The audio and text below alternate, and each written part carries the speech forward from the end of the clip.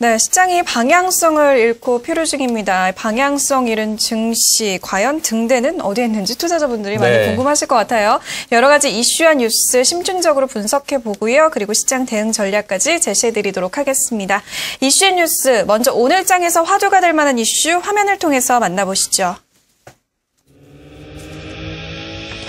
벤버냉키 연준 의장은 양적 완화가 인플레이션을 높이고 자산 버블을 유발하지 않을 것이라고 밝히며 시장 우려를 일축했습니다. 아울러 연준은 계속해서 시장을 모니터하고 금융 불안정을 피하기 위한 감독을 강화할 계획이라고 강조했습니다. 아이폰 5의 수요가 예상보다 저조하자 애플이 예상했던 것보다 아이폰 부품 주문 물량을 대폭 줄인 것으로 알려졌습니다. 월스트리트 저널에 따르면 올해 1월부터 3월까지 1분기에 아이폰 5 스크린 주문 물량은 당초 계획했던 것보다 절반가량 떨어진 것으로 나타났습니다. 지난해 금리 인하 기조에 배당 투자 매력이 부각되며 꿈틀대기 시작했던 통신주가 어닝 모멘텀까지 더해지며 날개를 달았습니다.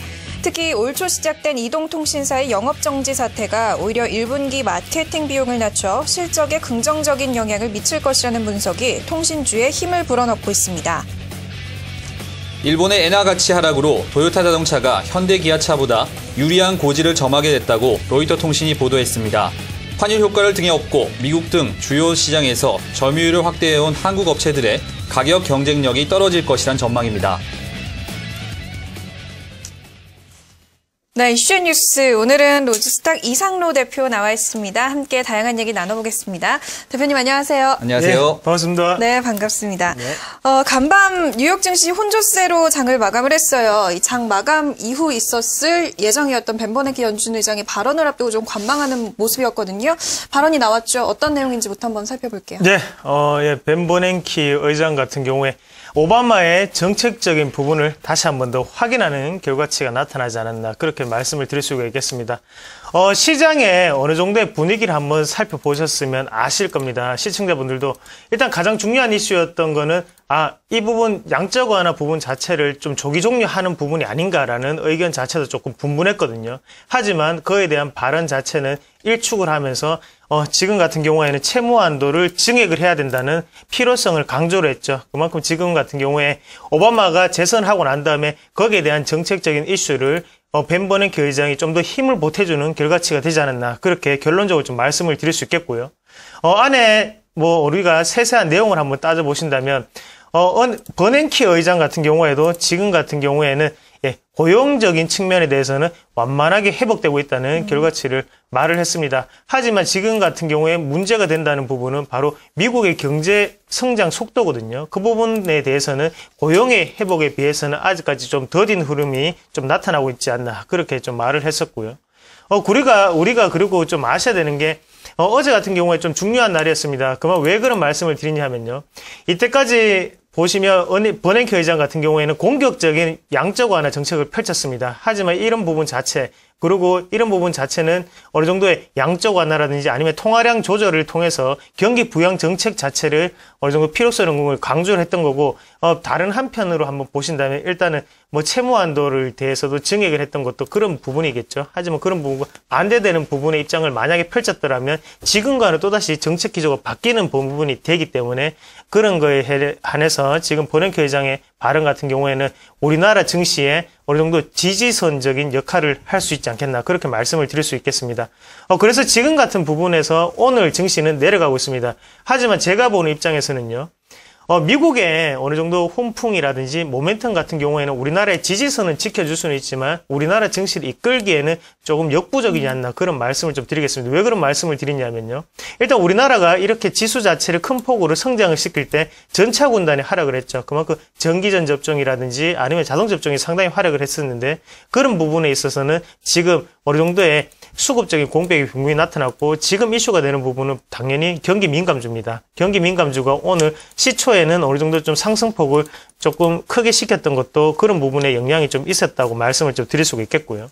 그래서 일단 버냉키 의장의 발언 같은 경우에는 우리가 어느 정도는 좀 긍정적으로 해석할 필요가 있다고 말씀을 좀 드리겠고, 그리고 한간에서 여러 가지 이런 뉴스거리를 만들어내는 부분이 있거든요. 하지만 그런 뉴스거리를 과거론적으로 한번 돌아가서 한번 보신다면 버냉키 회장이 그 전에 작년 같은 경우에도 그런 말을 했습니다. 실업률 7% 이하로 내려갈 때까지는 계속적인 완화 정책을 펼칠 것이다. 하지만 그 부분 자체를 우리는 또다시 까먹었었죠. 그만큼 잊고 있다가 다시 버냉키 회장의 발언을 통해서 아, 역시 그때 그랬었구나. 지금도 네. 이 사람 마음이 변하지 않았구나. 이런 마음을 품는 건 아닌가. 그렇게 풀이를 한번 해보겠습니다.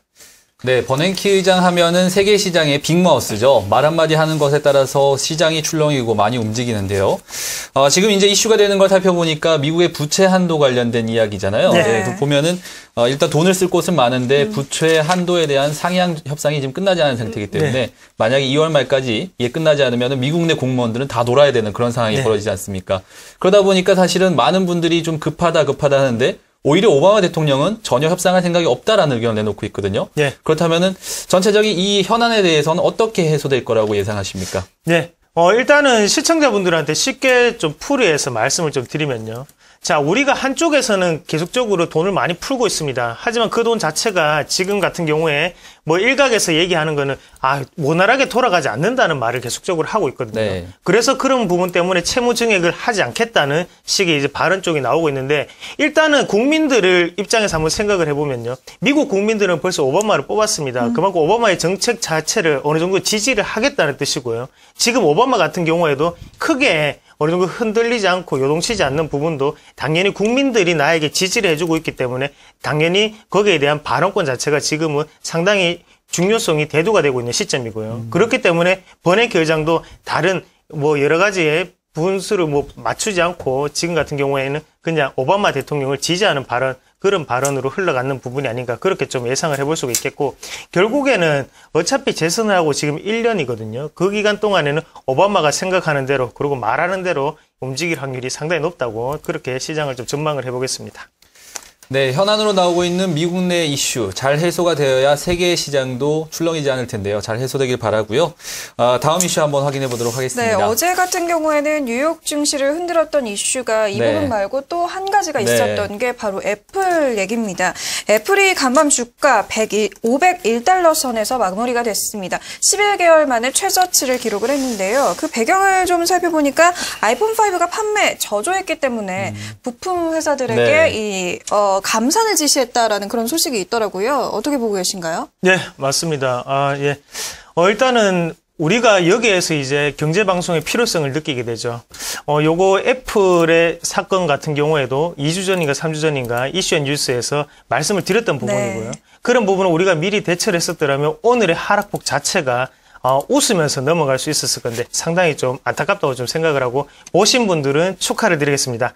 왜 그런 말씀을 드리냐면 애플 같은 경우에 지금 아이폰 5가 실질적으로 지금 판매 자체가 좀 저조가 되고 있다고 합니다. 그만큼 중국에서도 매출 자체도 기대치에 못 미치는 상황이 발생을 했고 지금 같은 경우에는 글로벌적으로 점유율이 너무 많이 하락했던 부분이 아닌가 그런 우려가 계속적으로 되고 있다는 거죠. 그래서 오늘 새벽에 끝났던 미국 증시를 한번 같이 우리가 대풀해서 한번 보시면요.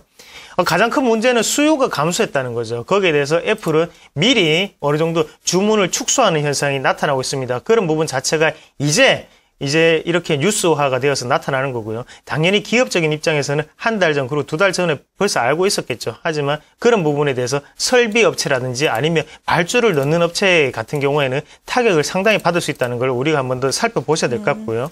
그래서 지금 가장 큰 이슈가 되는 부분은 아이폰 5의 터치 스크린, LCD 스크린에 대한 주문 물량 자체가 축소되고 있다는 겁니다.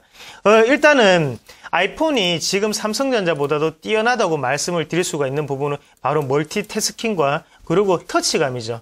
거기에 대해서 납품을 하고 있는 업체를 한번 보신다면 일본의 샤프 그리고 재팬 디스플레이 그리고 한국의 LG 디스플레이 이 세 개 회사가 거의 독과점적인데요.